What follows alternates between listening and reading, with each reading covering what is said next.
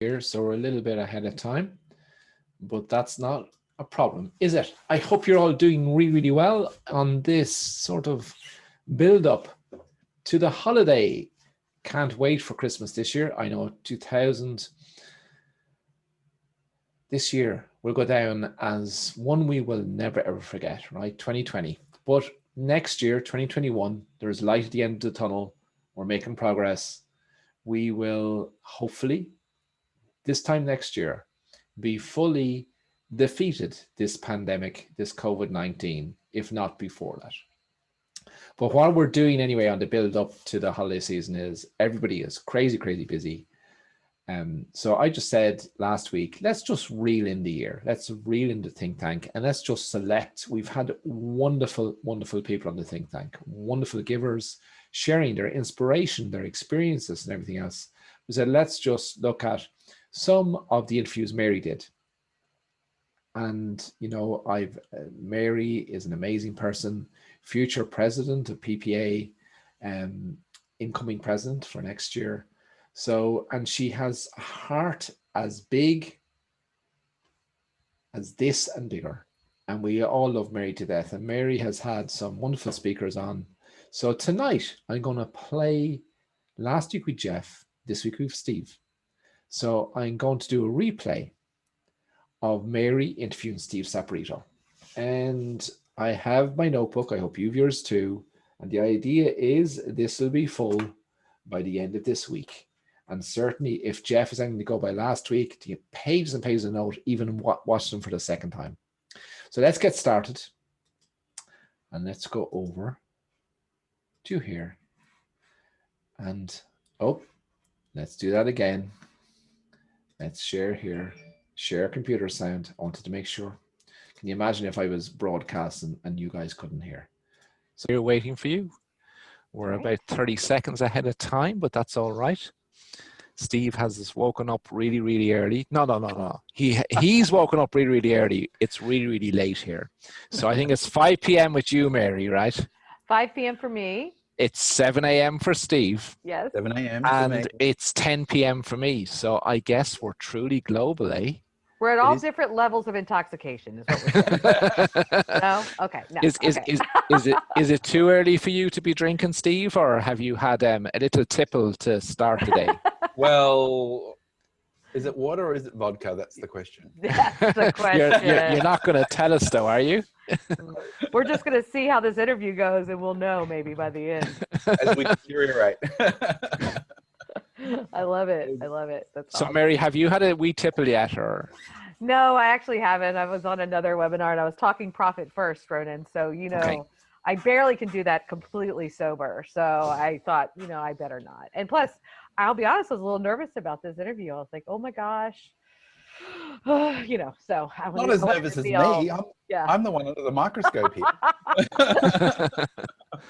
Hello, guys. You're all very welcome. Lee, good to see you. And Maggie's here. And Sue is here all the way from the UK. Sue, you're up late like me. Fair play to you.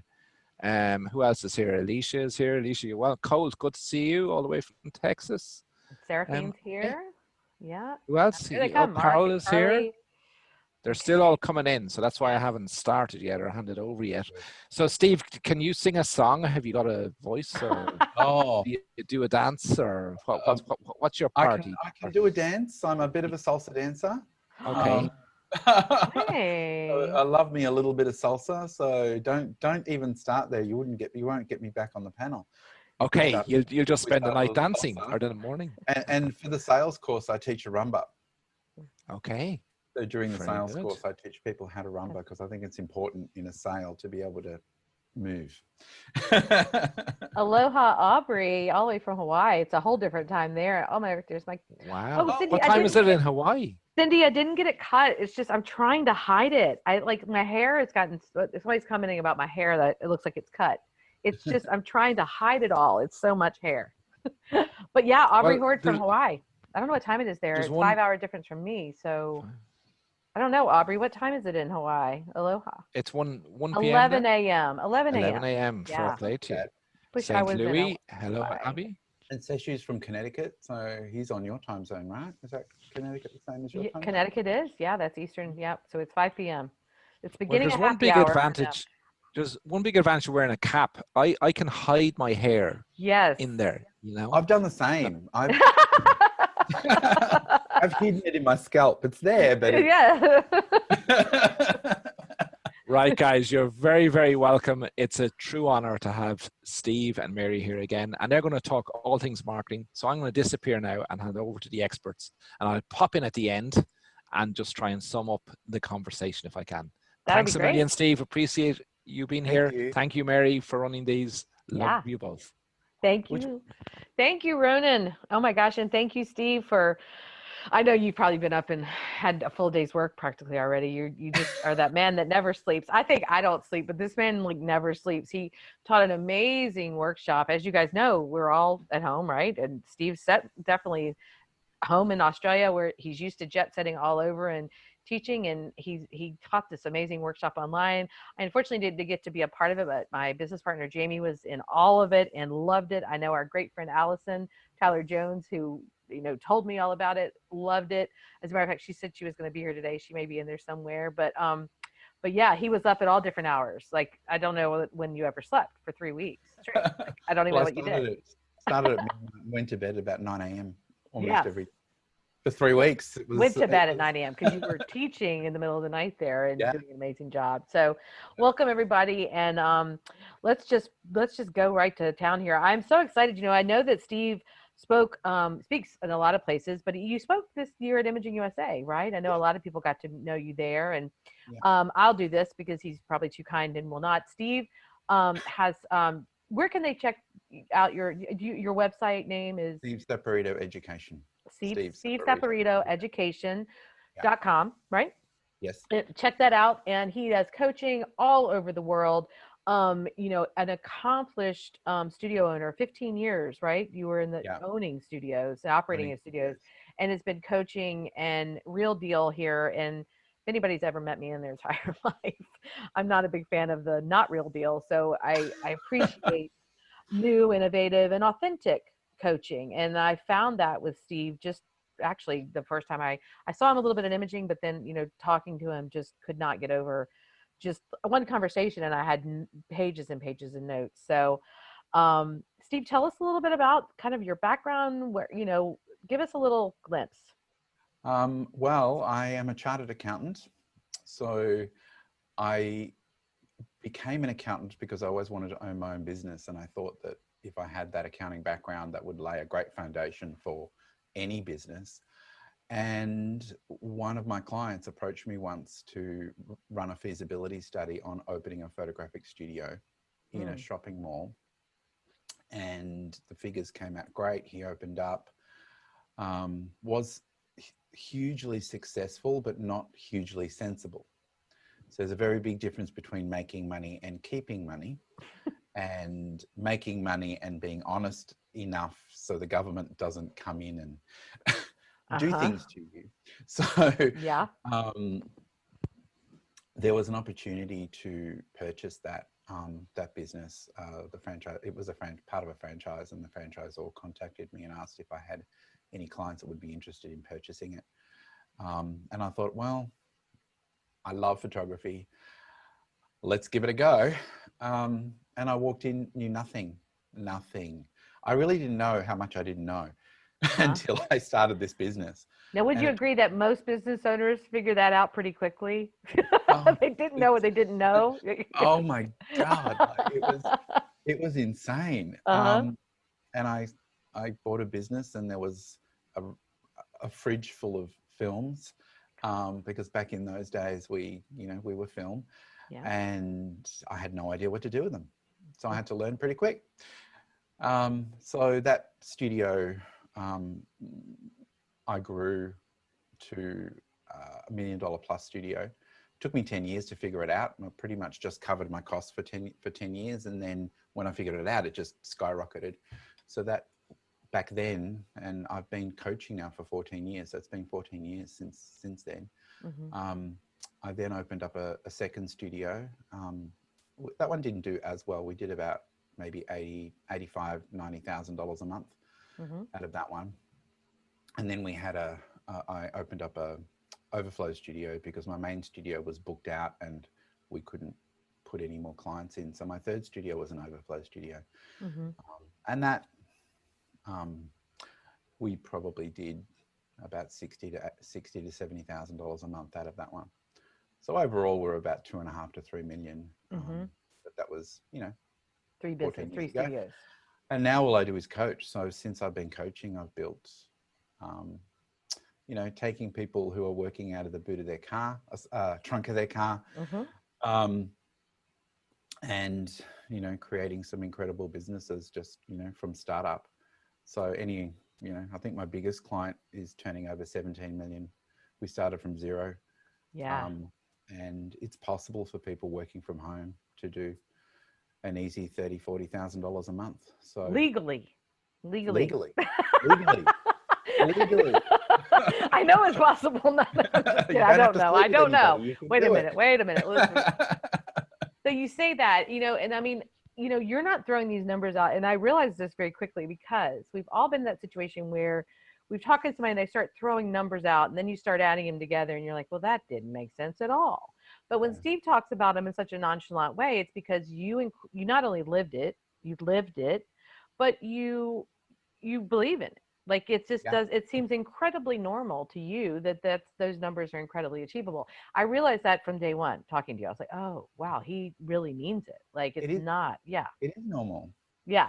It should be normal. It should be normal. I agree with you. I think it's interesting that you say you came into the business with this, financial, your accounting background, your business background, but had to learn photography and you turned it into such a success. Would you agree, and I don't think I'm going on a limb here at all, but would you agree that it's the complete opposite for most small business creatives or photographers, right? Yeah. Most. I think I'm a freak because I came into this business buying a business. I paid $200,000 it was 30 years ago. I don't know how this happens. To buy a business, and I needed to get my return on investment. Right. So a shopping mall paying $20,000 a month in rent spurred me to, make the money. So I guess so. Necessity is the mother of all invention, right? So I had to make the money. And I never felt good enough to be around photographers. I learned how to photograph. I taught my photographers how to photograph because we needed to be shooting for product. So I taught them how to photograph, but I never photographed a client because I didn't feel good enough as a photographer to come to something like Imaging USA or any of those things. So I was never told we couldn't make that money. Right. And so for me, it's like, okay, well, a normal business, this is a normal turnover and we need to, make it happen. So in my world, it was normal. And it wasn't until I sold my businesses and my lab approached me and said, will you do some coaching for some of our clients? And I'm like, I don't know what to say to these people. How am I going to coach photographers? And it wasn't until then that I was led on to this big secret that I was their biggest client from a spending point of view by multiples of what most people spend. So I had no idea. Yeah. Oh, wow. Yeah. And no one had told you that. And I understand that. And I mean, I understand it's different now. When you owned your studios, it was a little different, meaning we weren't as connected and didn't have this constant drumbeat of information, good and bad, being thrown at us. It was a little different. So I think it was easier. I mean, our studio is 26 years old. So, we remember those days as some of those days as well. But, you said no one ever told you that. And I appreciate that. But more than that, would you say, and because you work with so many photographers, but more than that, would you say that we're just telling ourselves that do you find that it's mostly that we just tell ourselves, well, I can't do that. It won't work in my town. I'm not good enough. Yeah. Right. That is the biggest block. It is pretty much the only block. I spend most of my time reprogramming belief systems in people. And that's my business changed when I studied NLP, which is neuro-linguistic programming, and it's a study of human behavior and replicating successful behavior. And until I changed my beliefs, my business didn't thrive. So I have a lot of NLP embedded in what I coach people, because we're our biggest enemy. Yeah. We are the ones that are the block. Like when people saying, you know, my clients won't pick up the phone, usually those people are picking up the phone hoping that their clients don't pick up the phone. Yes. And we tend to get what we put out, right? Right. So, Yes. so, Yes. you know, Yes. and the way you leave a message, you know, they're like, you know, I leave all the messages, and when I get them to record their messages and send them to me, I wouldn't return your message either. I love that. So let's deep dive that just for a second, because I know this is, I mean, this, you know, of course, when I think, you know, of what you share and what you talk, this is a big part of it. This is a big broad sweep of, you know, him deep diving and very, very, gosh, personal. Like you said, he will listen to your messages. You will be sending him recordings and pictures, and it's humiliating, kind of. No, I'm just kidding. You know, but you hear this, but you know, what is the number one piece of advice that you're probably giving most of us out there when you listen to the message? What's like the top mistake that we're making? I think the opening, just being confident. Our clients borrow confidence from us. And if we're not confident in our belief of what we do and how important our industry is, and I find that most photographers don't really believe how important we are as an industry, and don't realize what sort of an impact we can make on a family, on a couple, on somebody's self-esteem. And the world has become cynical, has become looking, or constantly looking for the negatives in everyone. And we're in this industry where we're looking for the best version of this family, the best version of this couple, creating the best version of this couple. So it goes beyond the lighting and the posing, because you can't fake self-confidence.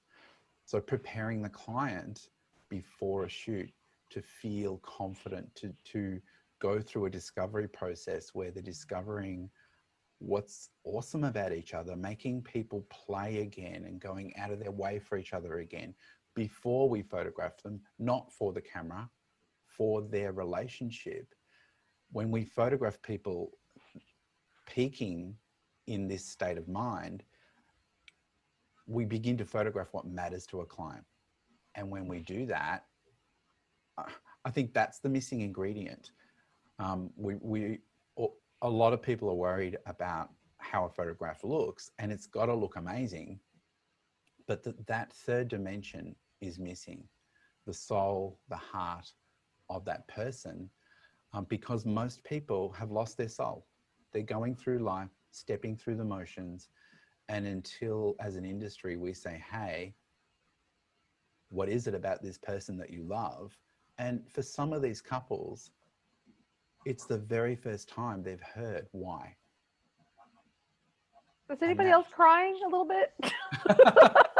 I'm crying. I don't know about y'all. Yes. Oh my gosh. Okay, guys, if you all had the chance to log in last week, or, you know, listen to the recording, I'm sorry. I got a chance to talk to Tim last week. I'm talking to Steve. Are you hearing the similarities? Meaning, are you hearing these amazing genius people say, first of all, you're talking about confidence, and you're talking about relationships. I mean, really and truly, that's what we're talking about. And this, in your opinion, would you say supersedes even our technical ability? Oh, absolutely. I've seen the most brilliant, technically perfect photographs never leave a hard drive. Yes. And that same photographer completely missed the mark technically, but that's what the client put on their wall. because it captured a tiny bit of their soul. And then I've seen some not so technically perfect people, let's call it that. Yeah. Making 100 times more than this technically perfect person because they get people. Yes. And they get the heart of a person, and I'm not saying we need to be taking crappy photos. No, of course not. But I'm saying that photograph that you won an award for is the client buying that and shooting for awards, shooting for clients. We need to get over our work. We're not photographing for us, we're photographing for our client and making it relative to the client. So discovering what they want becomes really important. Oh yeah, absolutely. The problem is most clients don't know what they want. And that's where that discovery process has to happen to help them see what they truly want out of this experience. I think the biggest issue is that most of our industry believes that the experience starts from the moment that we pick up our camera. Mm-hmm. In reality, the experience starts from the very first phone call. And most of the experience happens between the time that we have that first contact with the client to the time that they walk into our door. That is the most important part of this entire experience. And most of our industry is missing that piece of the pie. Yes. Because I could not agree more. Yes. You're so right. So what is that? So you're okay. So I'm just this. I think this bears repeating. So you're saying that the most important part of a portrait session, a photography session, happens before we ever pick up the camera. The portrait experience. My apologies. Portrait experience, because a session to most people means you're right. Photographing somebody. Okay. Portrait experience yes. starts from the moment they start reading your marketing, the moment you have that first contact with them, right through to the next generation. Right. That's the portrait experience, because our industry is teaching us that the only way to make more money is to get more clients, to get more clients, to get more clients.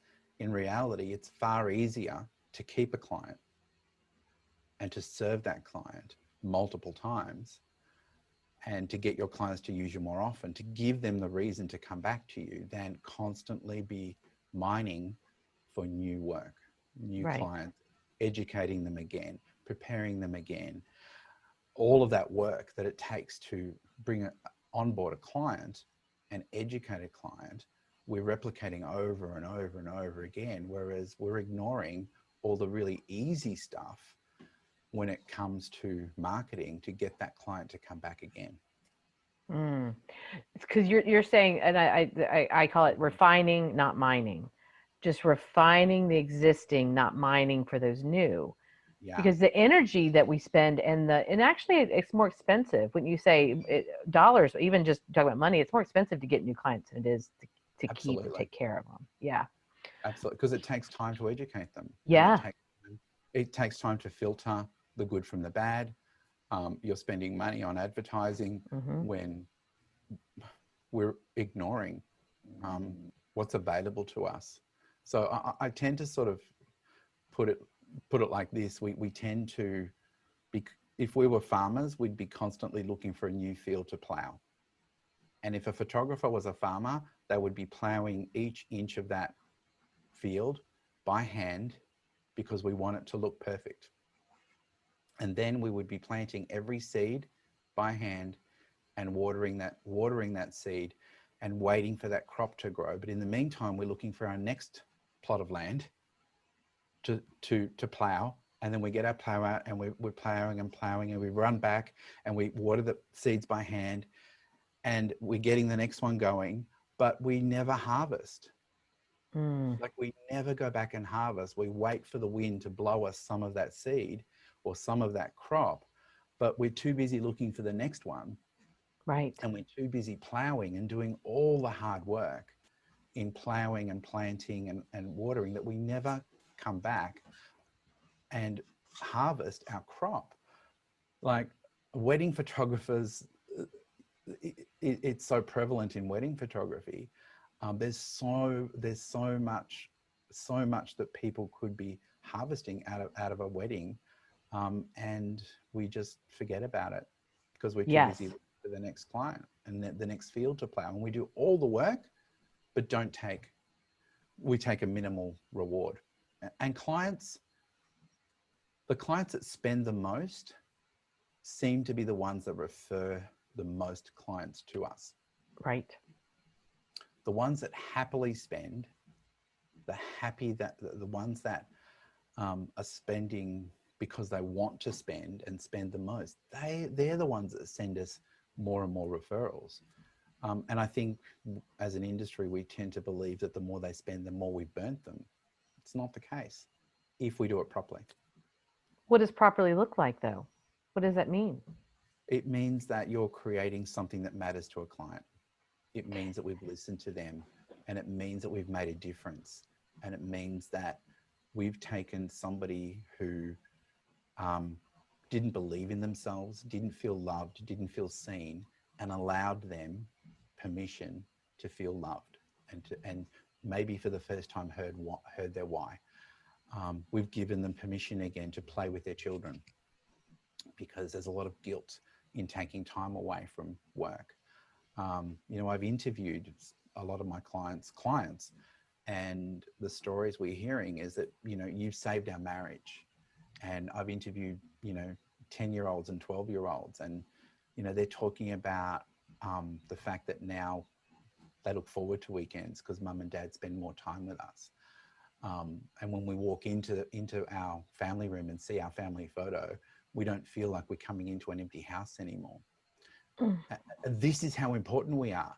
But I just don't believe that as an industry, we realize the difference that we make to a child, to a family, to relationships, because, we need to take some responsibility for creating the best version of this family before we pick up a camera, because that's what they want to remember.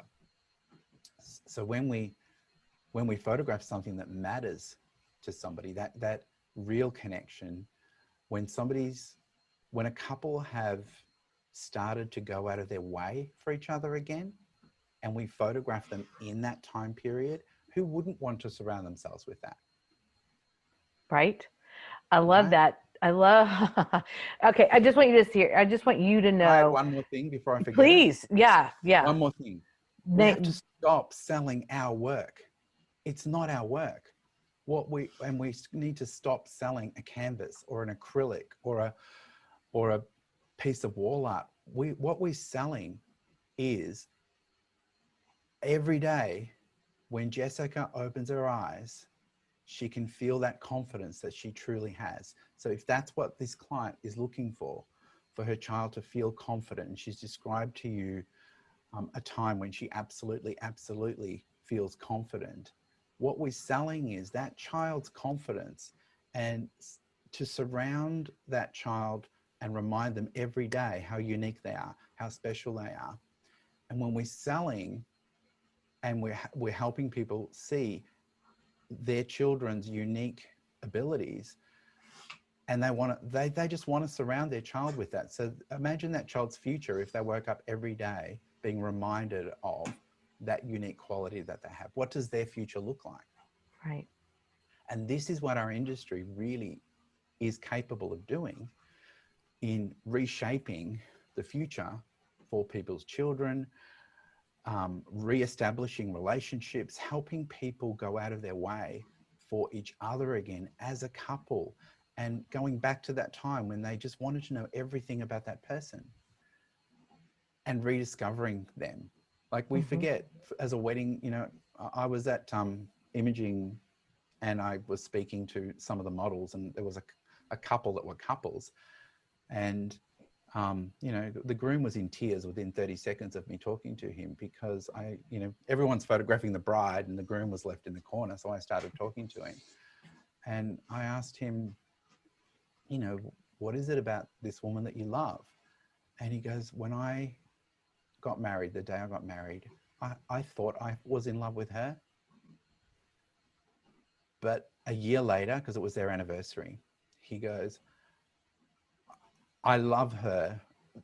I've discovered her. I love her so much more now than I did on my wedding day. I'm embarrassed to say this, but I had no idea what love was then compared to now. So how many wedding photographers are contacting their clients on their wedding anniversary to celebrate this incredible love that after a year, what have you discovered about this person, and where is your love right now? What have you learned about this person, and are we celebrating that? And this is what I mean, the crop hasn't even ripened yet on the wedding day. Right. There's so much more. Anyway, Right. I'm digressing and I've taken over the conversation. So. Well, you're supposed to take over the conversation. It is your conversation. And I was just going to say, I'm crying. You're the best. Steve makes everybody cry. I think they meant that in a good way, though. Just your rave reviews over here. So I just wanted you to know that you have some raving fans, raving fans. Steve, I love everything you're saying. Look at all these questions here. You don't know. No, don't look at this. Roden will let us know if there's something we need to talk about. I love what you're saying, and I believe what you're saying, just by the way, but I'm going to play devil's advocate here. Steve, I understand. I get it. But I'd call that couple after their anniversary, but they're just really busy. I mean, they're so busy. They haven't even finished their album yet, and they work nonstop, and they're just really busy. And I don't know. Like, I hear what you're saying, and it sounds really good, but how do I actually get their attention? Do you ever heard that? Busy is a disease. Yeah, it is a disease. Busy is a disease, and everybody's too busy. And that's the whole reason we exist. Mm-hmm. We exist to interrupt their busyness. Because if we don't, who's going to interrupt their busyness, and who's going to save their marriage? Because if they're too busy to talk about what they love, about who they are, and they're too busy to talk to you about their children, what's their life going to look like? Yeah. No kidding. Right? So they haven't finished their album after a year. Like, really? Why have you not already pre-designed it? Why have you made it so hard for them that they can't choose and design their own album? They don't know what they're doing. They shouldn't be designing their own album anyway. That's our job. Mm-hmm. Nice. Okay, I like that. I like that. Well, Steve, I did design it, but it was going to be more money, so they didn't want to spend it. Well, then did you take photographs that mattered to them? Oh, boy. I love he has an answer for everything, y'all. He has an answer for everything. If you took photographs that matter, then the money never matters. People worry about, I've got to raise my prices. I deserve more. Do you really? How much more value did you give to the client? Because it's not about raising prices. It's about increasing the value of what you do. Mm-hmm. We need to stop talking about raising our prices. We need to increase the value of what we give to a client. And we need to understand what a client values. So increasing the value of what a client values, not what we value. Right. So truly getting into the heads of a client, truly understanding their psychology, what they value, and increasing that. You'll never have to worry about how much a client spends because they do it. Clients love spending money. Mm-hmm. Clients love retail therapy. Mm-hmm. When we give them something to buy, and in most cases, there's nothing to buy. Like, I take on some clients and I go, they're not spending. And I look at the shoot, there's nothing to buy. And I'll be able to look at it and say, okay, any money they bought that and that. And they go, yeah, how did you know? Well, that was all there was to buy. Right? And you're not talking about bad technical. You're just talking about the story the relationship. Something that a client would connect to. Right. And shooting for product. Yes, there's lots of variety, but it's confusing for the client. Nothing ties together. So where are those ones that tie together that make an incredible collection? So similar to, that collection of my daughter, like, it all ties together and tells a story. we need to be shooting for product. Like it's similar to a wedding photographer. If you're not shooting for the album, you've got no album. Right. At the end of it. Portrait photography is the same. Unless you're shooting for the product that you're selling, we have nothing to sell. Right. Exactly. So when you think of some basic, let me just say this. All of us are hopefully, all of us will be coming out of this pandemic in a different space. I hope a lot of what you're sharing and saying, which you've been saying well before this, but I hope we change. I hope the busy and the this, and I hope we change. I hope that's something we don't go back to normal. If that's normal, let's leave that behind. You know? Well, I think clients are making that shift. They're beginning to reconnect. They have to this is going to be make or break. You're now forced to spend time with your family. Yes. Forced to do that. And now is the time that our clients need us. We now have a captive audience. They're now forced to spend time with their family. They can either be resentful of that, or we can help them celebrate, and we can set up some challenges to help people connect. Mm-hmm. So I know in Mother's Day is coming, and I'm assuming everybody has their Mother's Day promotion already out there. For the UK, it's gone, so they're focused on Father's Day. But set up some challenges for them. Do a 10-day challenge where one day you're building a fort with Dad and taking photos of you building a fort in your own home.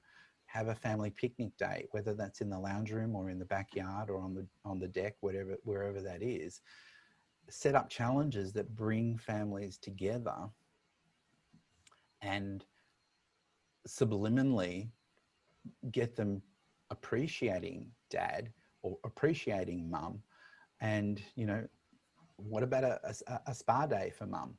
Mm-hmm. I put this challenge to my daughters for my ex-wife. I said, why don't you do a spa day? They get so excited. One's organizing the foot spa, the other one's doing nails, the other one's doing a head massage, and it just helps families reconnect. Yeah. So that way, when you are then ready to launch Mother's Day, you've already got families that are engaged. You've already got families that are connected.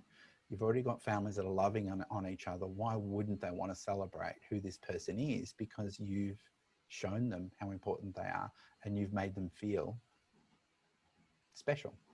Oh, I love that. So the 10-day challenge, and this is more like that education type of marketing we can do right now. And yeah, anything we can do right now that we're sharing in our community and in our space where we have clients and they're thinking of us, because we can't, where I am, or in my opinion, we can't be photographing them right now. That's where I am in my that state doesn't right mean now. you can't make any money, Mary.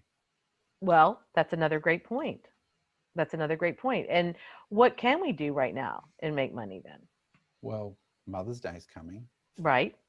And Father's Day is coming. There are people at home, and I'm speaking to mums because, my daughters, their friends, their mums, I'm speaking to them. They're craving ways to make themselves feel good. And they've been conditioned to believe that to feel good, they have to go out and spend money. Mm-hmm. And so they're looking for ways. They can't go to the shops. They're looking for ways to make themselves feel better.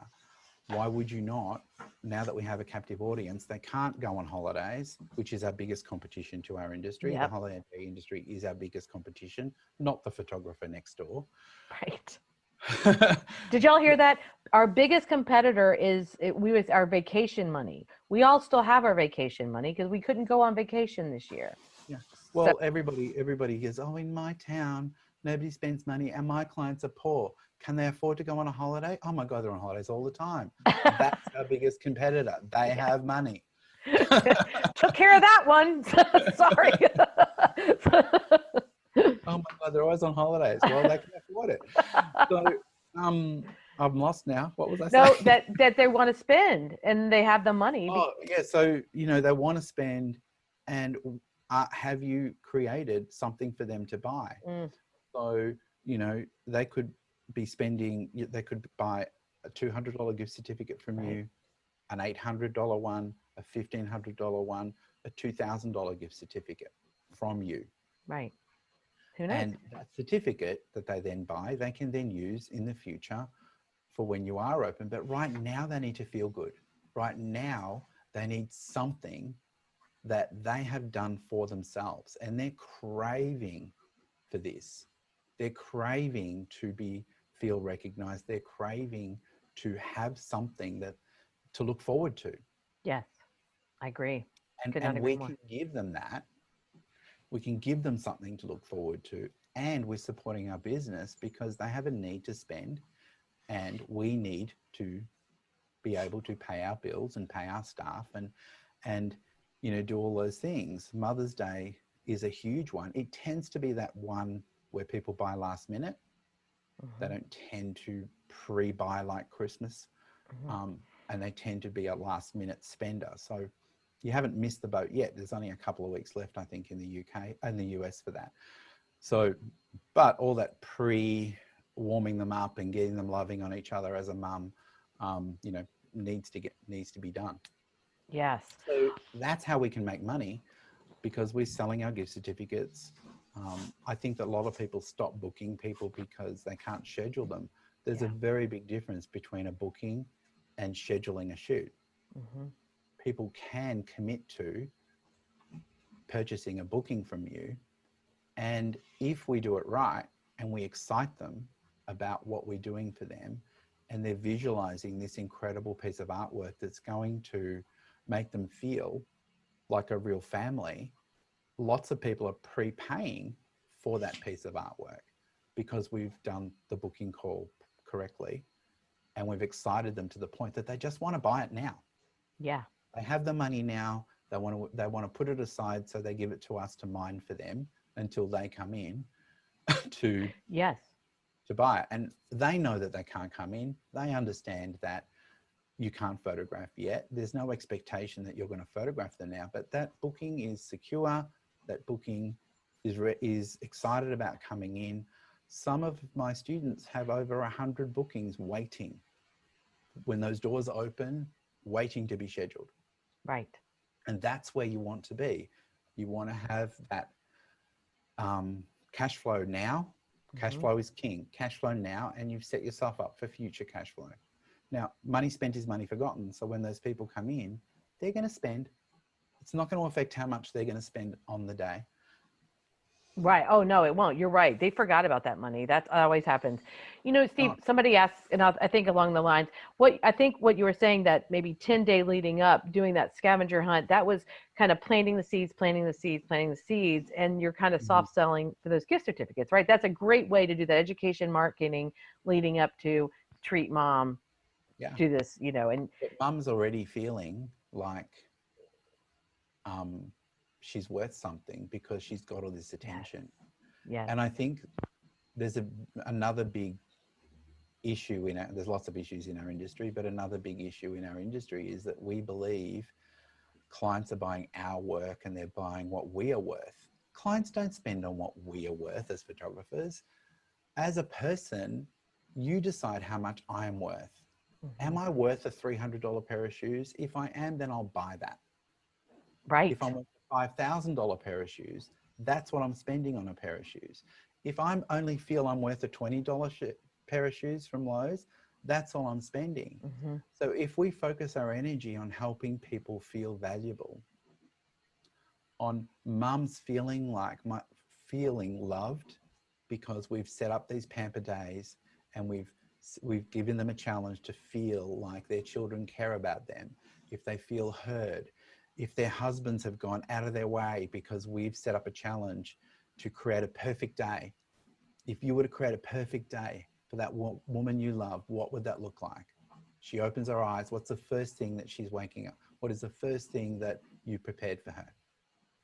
Right. And even if all we do is allow him to create an hour or an instant where she wakes up to a treasure hunt, and that first clue of the treasure hunt takes her back to that first time that they met,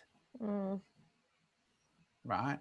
That's a different client to one where you've said, okay, so don't forget, wear your blue jeans, wear your white shirt. I've got a perfect field. I've got a secret location. Wait till you see this location. You're so right on that one. And it becomes So all right. about me, the location, and have you seen my work? I've won all these awards. I'm worth this much. Who cares what you're worth? A client's they worth? only going to spend up to their value and what they believe their family's worth, Right. not what we are worth. Mm-hmm.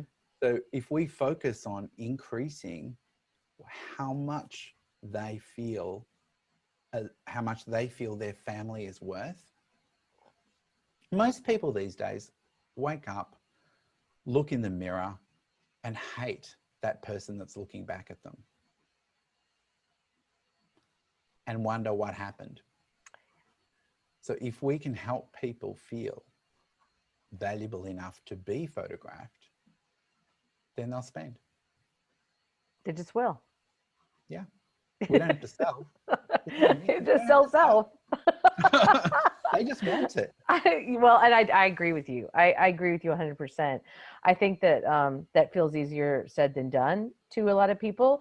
And anybody that's maybe feeling with like that right now, and I'm sure there are, I mean, there's times when I feel that way, quite frankly. So if they're in that mind space where, well, that all sounds well and good, but, and you know that they're out there, but that I don't know how, I'm not that, I can't, I mean, what's the first thing? So we're all going to be coming out of this. What's the first thing? What can we start working on right now? Besides, I love the idea, and I'm actually now I'm like, oh wait, why am I not selling gift certificates for Mother's Day? So I'm totally on it. I'm on it. But besides that, what can we be working on so then we come out of this that we feel that missing confidence? What can we do, Steve? Because it's easy. We can stand here, we can talk about it, or stand on a stage and lecture about it, and I do the same thing. But what can we do to fix that, to feel better and be more confident? We need to get out there as a species. We weren't designed to be by ourselves. We were designed to be in a tribe. Mm-hmm. And you need to find your tribe. And that's not going to happen sitting behind a computer retouching all day and all night. Mm-hmm. So we need to communicate and we need to find our tribe. So right now we have a captive audience of all these people sitting at home, desperate for somebody to talk to. I know John's watching. John's online. Yep. And he spent Christmas alone. That's not Christmas. Easter came along, and most families couldn't go and visit their family and they missed out on that family time, on being around people. But what did John do? He didn't sit at home by himself. He went out and hand delivered photos that were ready to his clients.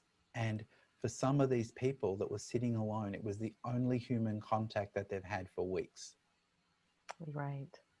And even though it was through a window, even though it was contactless, for them, it made their day.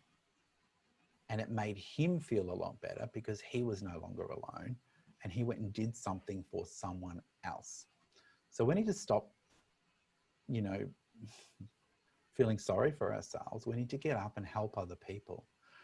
Right now, we have a brilliant opportunity, huge, huge opportunity to contact our local businesses and say, hey, been thinking about you.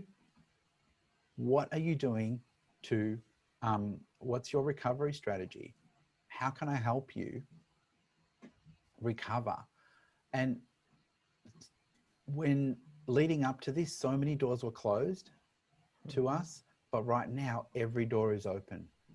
So if all we do is pick up the phone and call some of these local businesses that we could potentially create a strategic alliance with, or a third party alliance, whatever your verbiage is for that. Yep. Suddenly the doors are open because people need to find ways to market themselves and start up again. I honestly believe right now, people are reevaluating their own business. I think I'm a little bit skewed in the way I view the world, but the business owners that I'm talking to, and because I get attracted to positive, happy, people, they're the ones that I bother to talk to. If somebody's grumpy and miserable, I just want to get out of there. Right. So those businesses that are bright and happy and chirpy, you know, I've said, okay, so, you know, what's happening? How are you going? Are you okay? How is your business going? And they're like, Steve, they're like, yes, numbers of people are down, but this was my mechanic. I went and he called me about my car. So we had a conversation. He says, but people are spending 6 times what they normally spend on their cars because they've been holding off. And now that they can have their car off the road for a couple of days and it doesn't matter, they're getting all the major stuff done. So instead of an average of $200 or $300 per visit, they're getting 3,000, 4,000 from people. Right. And that's important for us to know as an industry because money is out there. People are spending.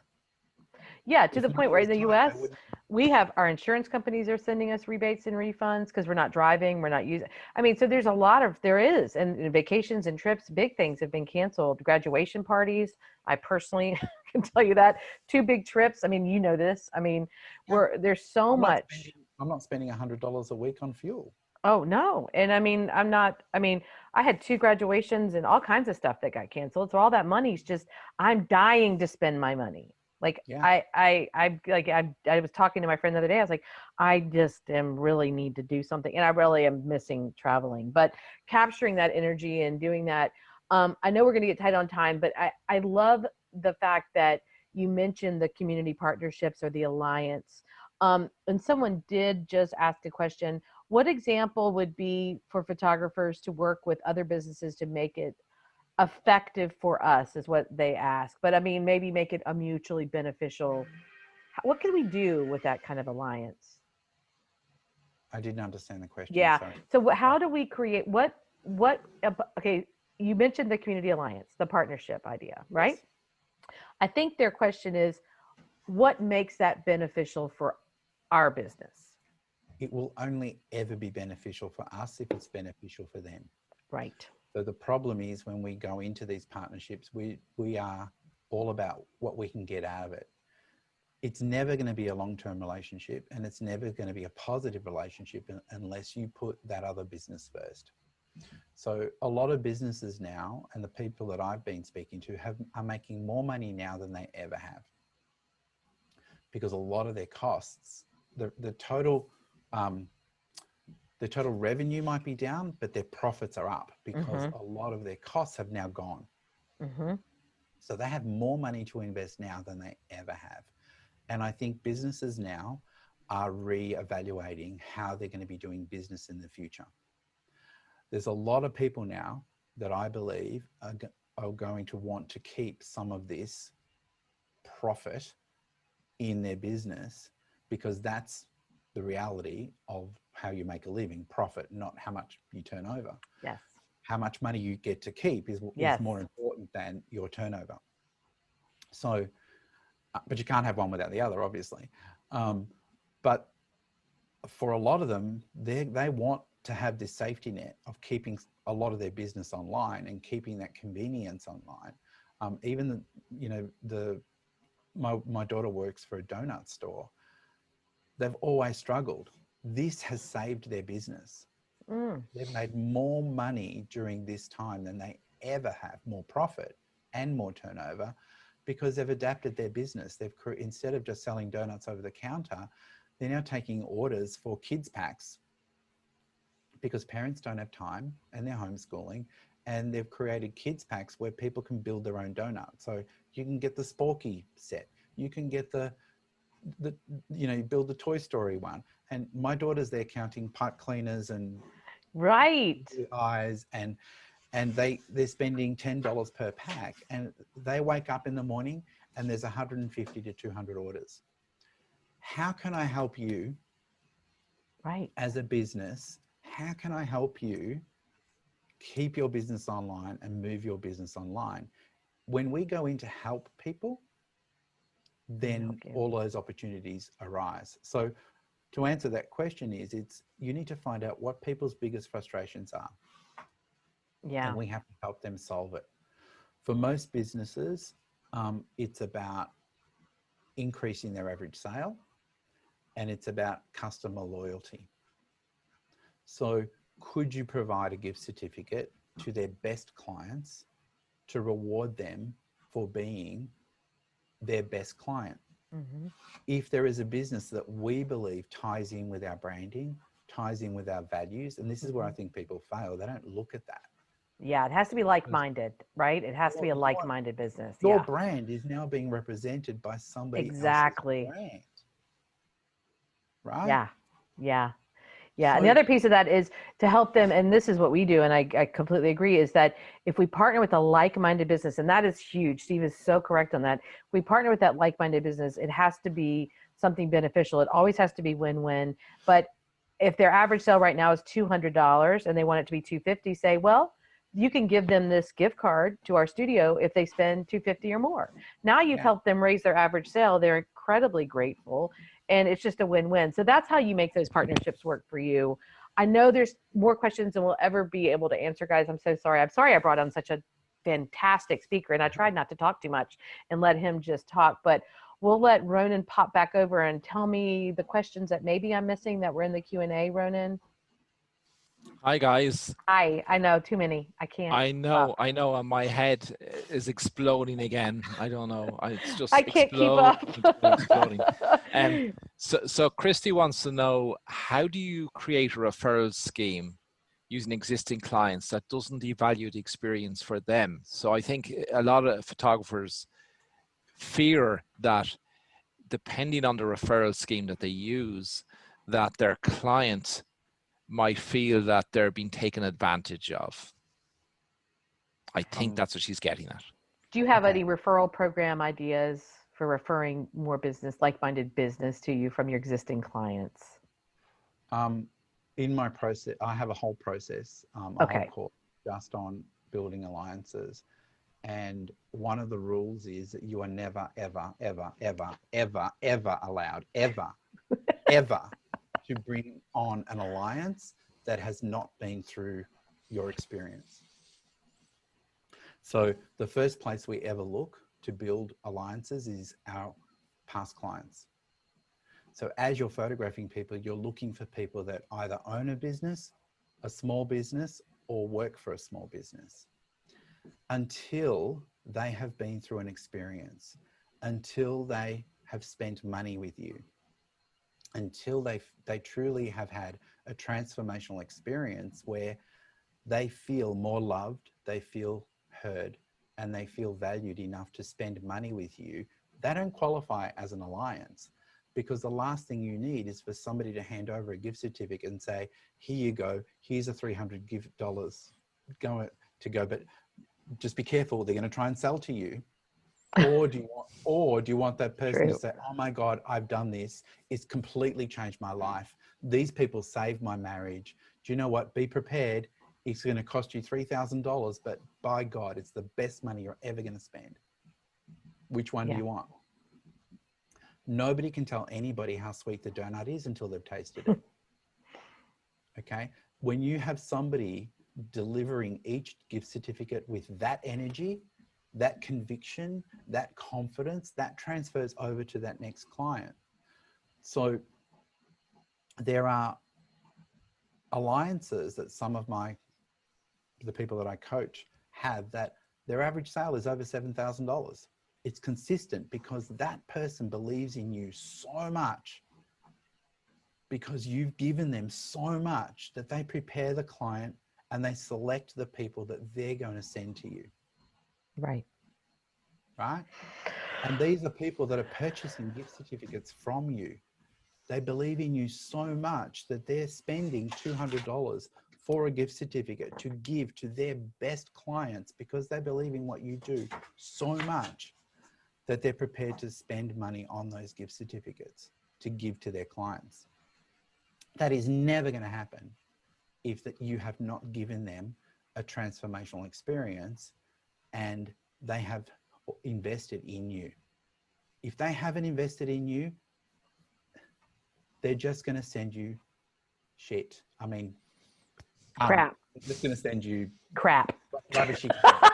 That's all right. I'm Irish. I'm used to that Yeah, language. me I'm happy too. enough with that. Me too. I love it. So I think there's just not enough time in the day that we could No. even begin. But if you need or want, which we all need, more Steve Saporito in your life, run and put it in the discussion panel. But SteveSaporitoEducation.com, check it out there.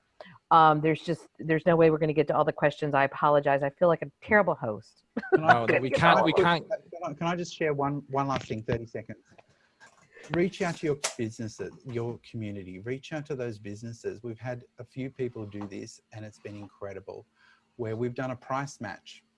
So, you know, that Ma and Pa restaurant that is struggling to survive, that they're doing takeaway now. Mm-hmm. A lot of my clients now, what they're doing is a price match. So we love this restaurant. We would eat in this restaurant. We don't want this restaurant to die.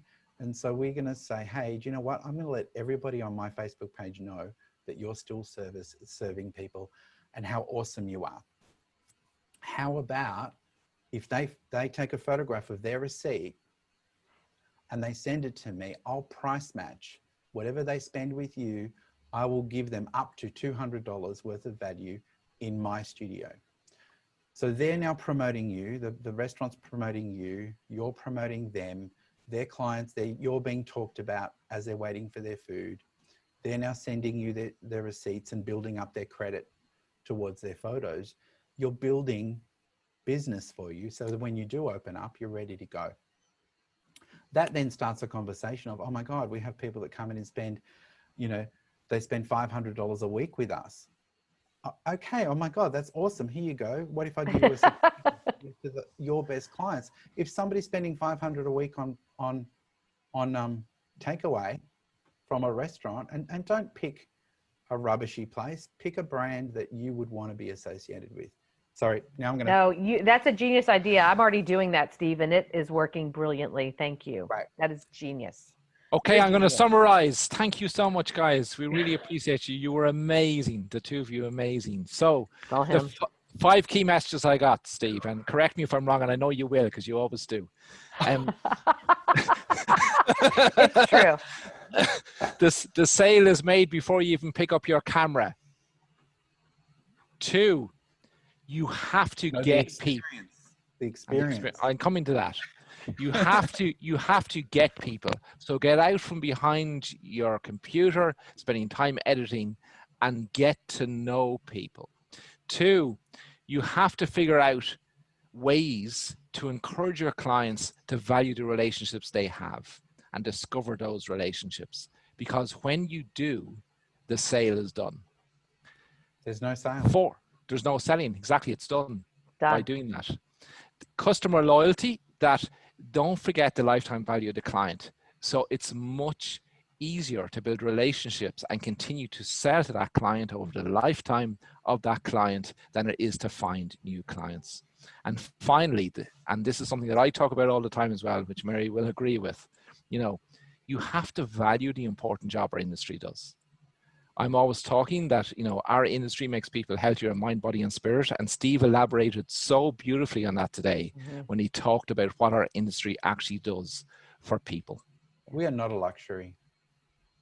Right now, the world needs us more than ever before.